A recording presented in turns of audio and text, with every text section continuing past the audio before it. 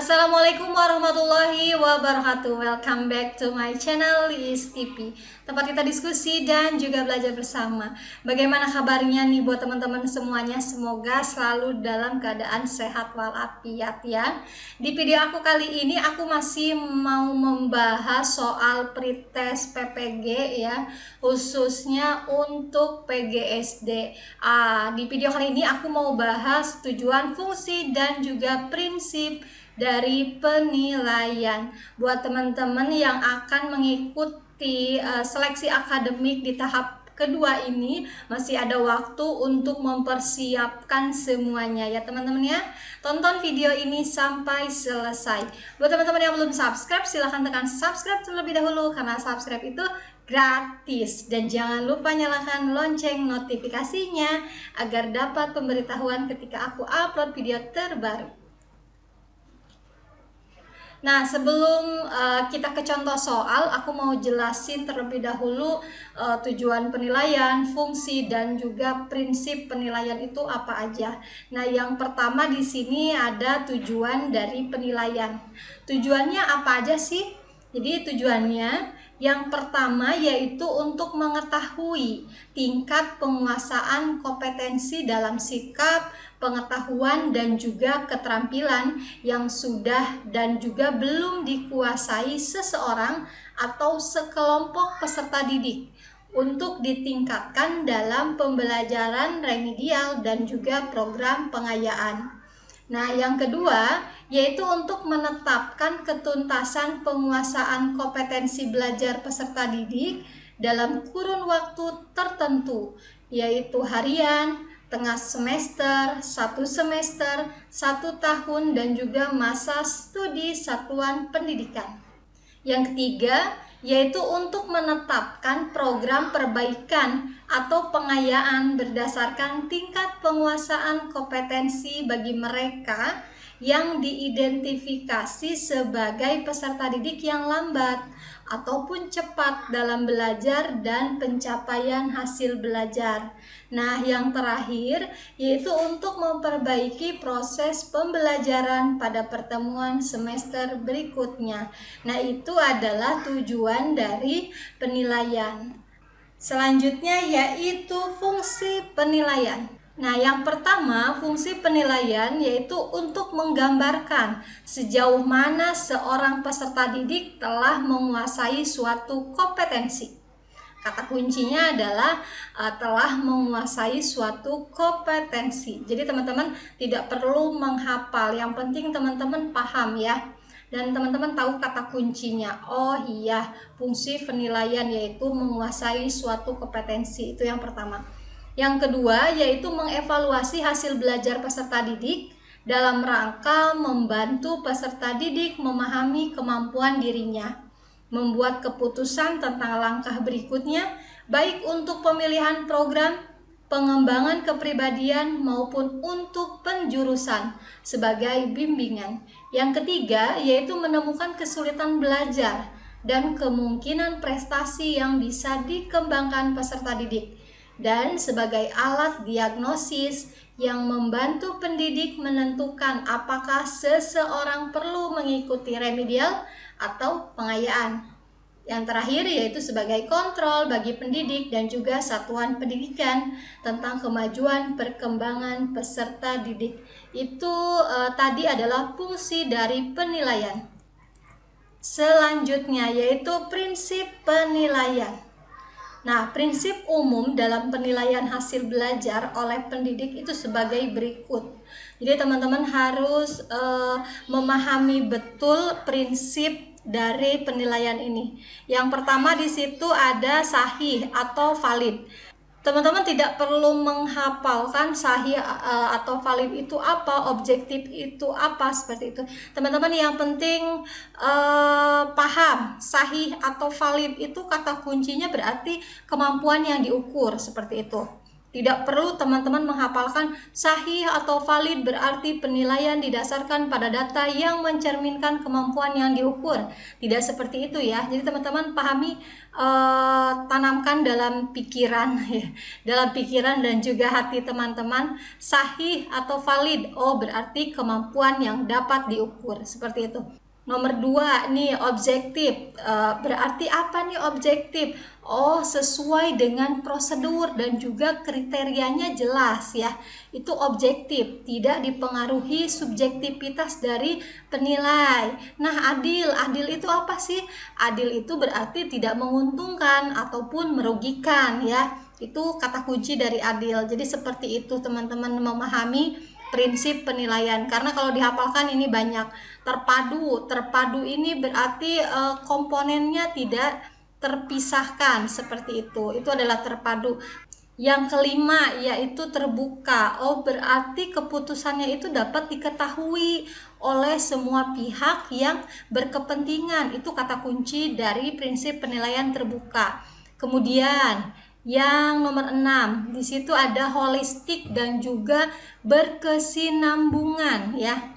Berarti apa pengertiannya? Jadi berkesinambungan itu apa? Mencakup semua aspek kompetensi ya, dengan berbagai teknik penilaian yang sesuai dan juga kompetensi yang harus dikuasai oleh peserta didik. Jadi intinya mencakup semua aspek kompetensi, itu berkesinambungan.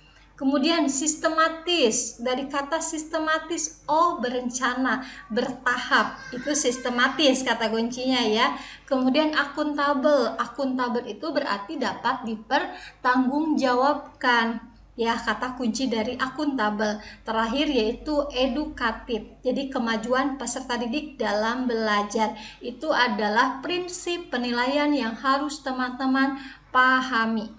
Kita langsung ke contoh soalnya. Di soal yang nomor pertama, menggambarkan sejauh mana seorang peserta didik telah menguasai suatu kompetensi. Itu merupakan apakah A. tujuan penilaian, B. prinsip penilaian, C. fungsi penilaian, atau D. hasil penilaian. Kata kuncinya di sini adalah telah menguasai suatu kompetensi. Maka jawaban yang paling tepat apa menurut teman-teman? Ya, betul. Jawabannya adalah fungsi dari penilaian, opsi yang C. Tadi sudah dijelaskan di awal ya, teman-teman harus memahami apa itu fungsi penilaian. Di sini kata kuncinya telah menguasai suatu kompetensi. Kita lanjut ke soal berikutnya. Mengetahui tingkat penguasaan kompetensi dalam sikap, pengetahuan, dan juga keterampilan yang sudah dan belum dikuasai seorang atau sekelompok peserta didik untuk ditingkatkan dalam pembelajaran remedial dan juga program pengayaan. Itu merupakan apakah A. prinsip penilaian, B. tujuan penilaian, C. fungsi penilaian, atau D. bentuk penilaian. Di sini kata kuncinya adalah yang sudah dan juga belum dikuasai seorang atau sekelompok peserta didik ya, untuk ditingkatkan dalam pembelajaran remedial dan juga pengayaan. Maka jawaban yang paling tepat adalah opsi yang B. Kita lanjut ke soal berikutnya. Fungsi penilaian yang tepat adalah apakah A. alat meningkatkan prestasi peserta didik, yang B. alat untuk menemukan gaya belajar peserta didik, yang C. membantu peserta didik memahami materi pembelajaran, atau yang D. sebagai kontrol bagi pendidik dan juga satuan pendidikan tentang kemajuan perkembangan peserta didik. Yang ditanyakan di sini adalah fungsi penilaian yang tepat. Maka jawaban yang paling tepat adalah opsi yang D ya, sebagai kontrol bagi pendidik dan juga satuan pendidikan. Kita lanjut ke soal berikutnya. Asesmen hasil belajar peserta didik harus memperhatikan prinsip-prinsip sebagai berikut. Di sini adalah kecuali.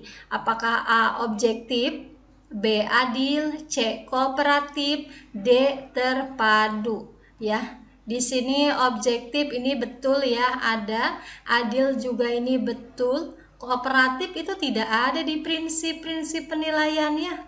Terpadu itu ada. Berarti jawaban yang paling tepat adalah opsi yang C, yaitu kooperatif. Kita lanjut ke soal berikutnya. Penilaian yang didasarkan pada data yang mencerminkan kemampuan yang diukur. Hal tersebut merupakan prinsip penilaian yang apakah A adil, B objektif, C valid, D sistematis. Kata kuncinya adalah mencerminkan kemampuan yang diukur. Tadi sudah aku katakan di awal, kalau teman-teman itu harus menemukan kata kuncinya atau harus memahami, jadi tidak perlu dihafalkan semua.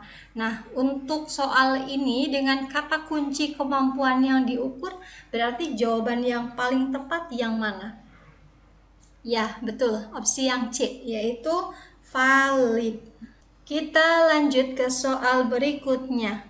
Penilaian yang dapat dipertanggungjawabkan, baik dari segi teknik, prosedur, maupun hasilnya.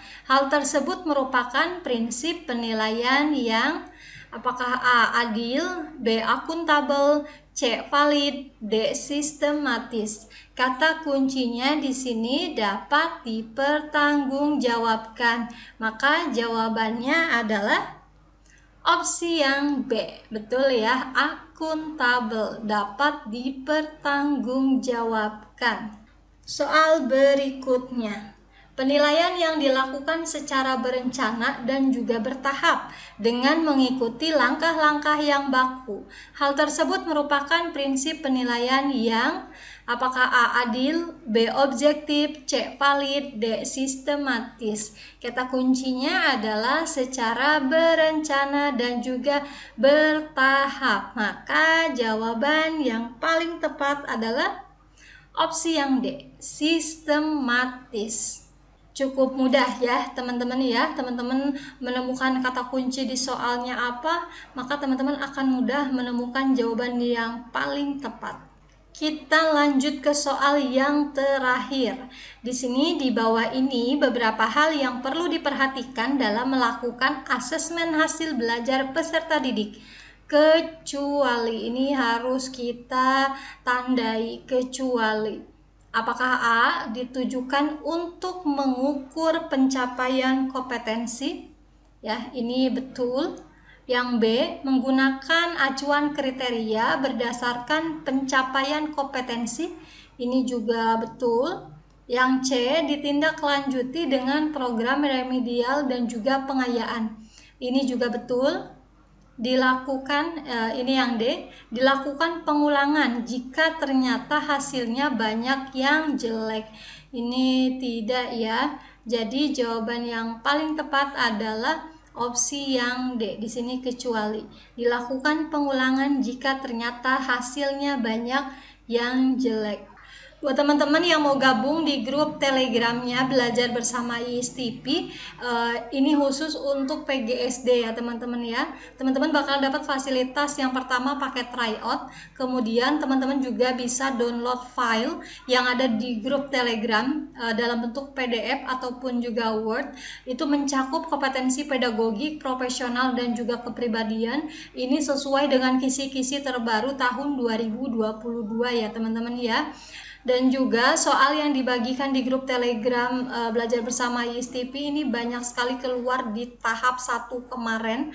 Biayanya juga murah banget, cuma Rp35.000 aja. Teman-teman bisa menghubungi nomor yang tertera, atau untuk informasi lebih lengkapnya teman-teman bisa cek di kolom deskripsi aku. Itu aja yang bisa aku sampaikan, semoga bermanfaat buat teman-teman semuanya. Jika menurut teman-teman video ini bermanfaat, silahkan di-share sebanyak-banyaknya. Akhir kata, wassalamualaikum warahmatullahi wabarakatuh. See you di next video.